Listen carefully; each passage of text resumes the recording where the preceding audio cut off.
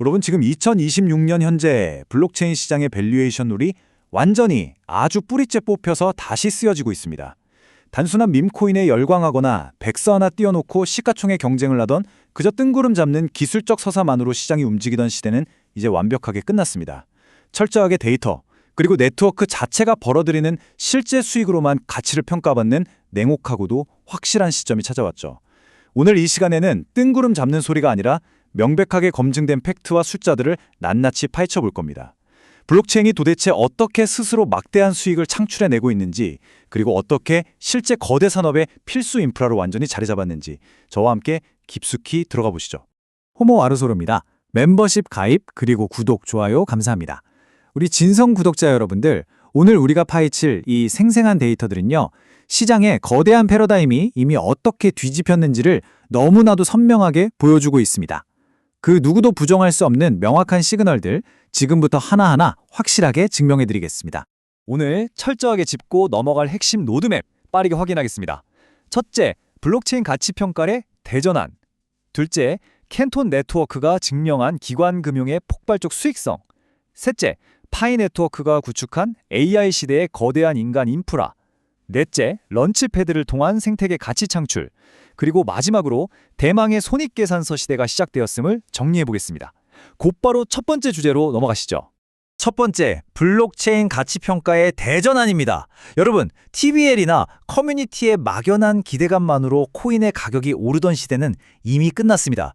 이제는 네트워크가 만들어내는 실체 있는 가치가 모든 것을 결정합니다. 화면에 이 숫자 확실하게 각인해 두시기 바랍니다. 2026년 4월 28일, 블록체인 역사에서 시장의 판도가 완전히 뒤집혔음을 확인시켜준 아주 상징적인 날입니다.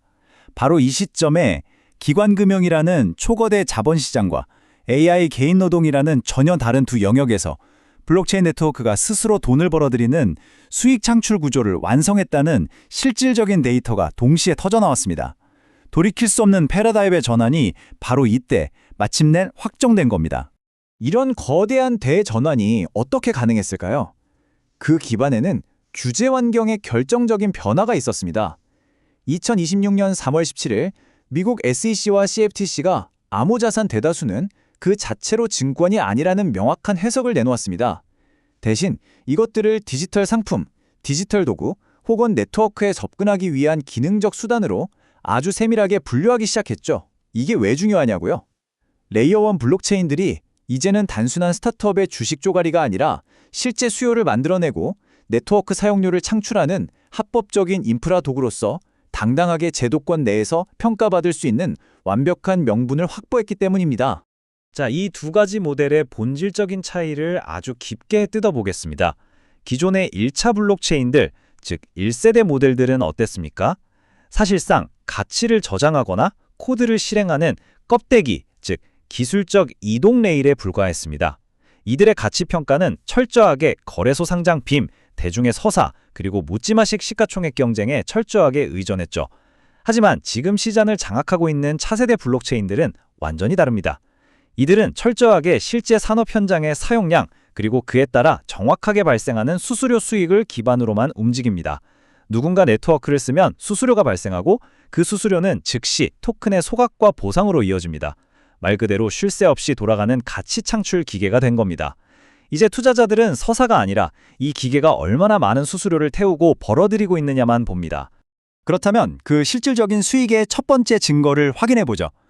두 번째 파트, 기관 금융의 압도적인 체인 수익성을 증명하고 있는 캔턴 네트워크입니다. 자, 제가 이 표를 최대 비율로 꽉 채워서 화면에 띄워드린 이유가 있습니다. 눈을 크게 뜨고 이 수치들을 보십시오. 디파이 라마의 명확한 데이터입니다. 캔톤의 디파이 TVL, 그러니까 생태계 내 총 예치금이 얼마입니까? 철저하게 0달러입니다. 무슨 뜻이냐면 이 체인 안에는 이자 농사를 짓기 위해 묶어둔 헛된 유동성이 단 1달러도 없다는 겁니다.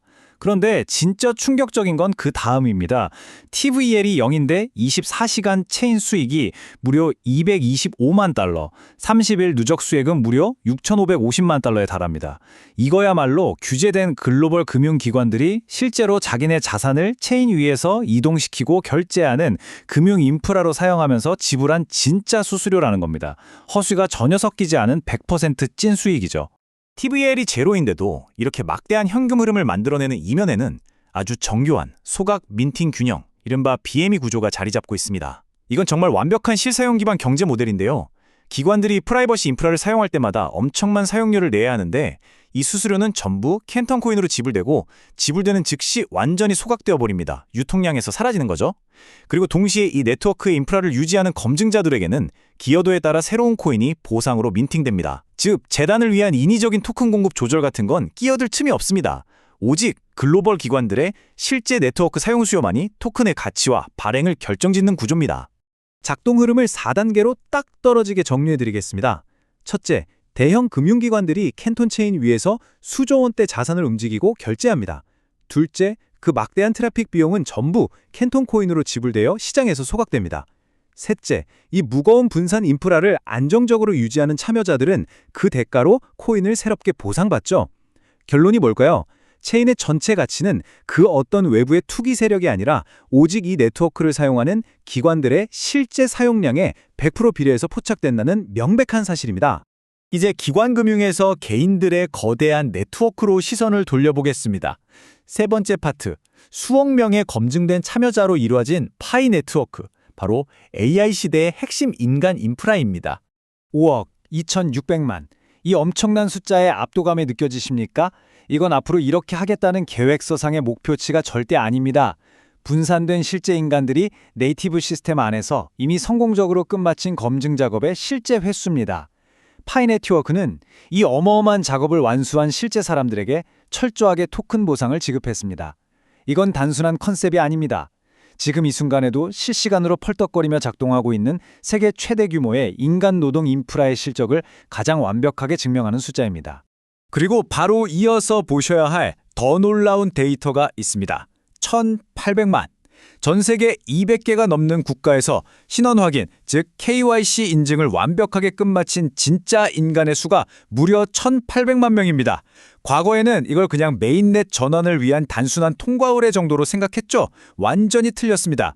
이 1,800만 명의 거대한 신원 확인 풀은 지금 당장 양질의 데이터에 목말라 있는 전 세계의 AI 기업들이 즉각적으로 돈을 내고 가져다 쓸 수 있는 그야말로 팔리는 B2B 검증 인간 인프라 그 자체로 기능하게 됩니다. 도대체 왜 AI 기업들이 이런 거대한 인간 인프라에 돈을 쓰면서까지 목을 매는 걸까요? 팩트는 명확합니다. 현재 AI 산업은 치명적인 세 가지 병목 현상에 갇혀 있습니다. 첫째는 규모의 한계입니다. 아무리 GPU를 쏟아부어도 로보틱스나 물리적 세계의 디테일한 상호작용 데이터는 결국 인간이 직접 입력해야만 확보할 수 있습니다. 둘째, 신뢰성의 문제. 지금 인터넷은 AI가 만들어낸 봇과 가짜 계정으로 뒤덮여 있습니다. 이 데이터가 진짜 인간이 맞는 것인지 증명해내는데 천문학적인 비용이 들어갑니다. 마지막 세 번째가 가장 골치 아픈 비용 문제입니다. 전 세계 곳곳에 흩어진 수백만 명에게 작업을 시키고 1달러 미만의 소액을 국경을 넘어 실시간으로 결제해 줄 수 있는 기존 금융 시스템은 사실상 존재하지 않습니다. 그런데 파이어 네트워크의 1,800만 명 KYC 풀과 지갑 보상 시스템은 이 세 가지 난제를 단 한 번의 연결로 완벽하게 해결해버립니다. 네 번째 파트. 그렇다면 이 거대한 인간 인프라가 어떻게 실제 기업의 수익과 연결되는지 런치패드를 통한 생태계 가치 창출 과정을 보겠습니다. 기업과 이 검증된 인간 네트워크를 이어주는 촉매제가 바로 런치패드입니다. 작동 원리는 이렇습니다. AI 기업이 데이터 라벨링이나 모델 테스트 같은 작업을 런치패드에 올립니다. 그러면 철저하게 KYC를 거친 수백만의 사용자들이 즉각적으로 노동력을 제공합니다. 여기서 진짜 판을 뒤집는 핵심이 나옵니다. 기업은 작업자들에게 달러나 현금을 주는 게 아니라 자사의 유틸리티 토큰이나 파이 토큰으로 보상을 지급합니다. 이게 무슨 의미냐고요? 단순한 데이터 알바생이었던 사람들이 보상받은 토큰을 사용하기 위해 곧바로 그 기업 서비스의 초기 핵심 사용자이자 커뮤니티 일원으로 전환된다는 뜻입니다. 노동자가 즉각적으로 소비자로 둔갑하는 완벽한 유저 확보 엔진이 돌아가는 겁니다. 결론적으로 말씀드리면 파이 네트워크는 단순하게 사람이 맞는지 틀린지 판별해주는 KAS, 즉 신원인증 API 나부랭이가 아닙니다. 1,800만 명의 검증된 노동력, 보상의 즉각적인 결제, 기업의 토큰 발행, 그리고 그 토큰이 쓰이는 앱 유틸리티 생태계까지 하나의 거대한 시스템으로 통합한 그야말로 AI 시대 기업들이 요금을 내고 탑승할 수밖에 없는 완전한 검증된 인간 참여형 경제 OS로 진화한 것입니다. 이제 마지막 5번째 파트입니다.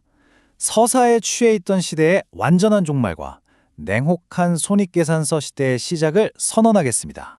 오늘 파헤친 캔톤과 파이, 이 두 네트워크를 나란히 두고 보면 아주 소름 돋는 공통점을 발견할 수 있습니다. 캔톤은 규제된 기관 금융의 거대한 자선 이동을 온체인화해서 막대한 수수료 소각 수익을 확보했습니다. 반면 파이는 AI 시대에 절대적으로 부족한 진짜 인간의 데이터 노동력을 온체인화해서 전에 없던 새로운 가치를 창출해냈습니다. 다루는 산업은 극과 극으로 다르지만 두 네트워크 모두 뜬구름 잡는 비전이 아니라 철저한 실제 산업의 인프라 사용량과 직접적인 경제적 가치 생산이라는 넥스트 제너레이션 블록체인의 가치 평가 표준을 정확하게 관통하고 있습니다.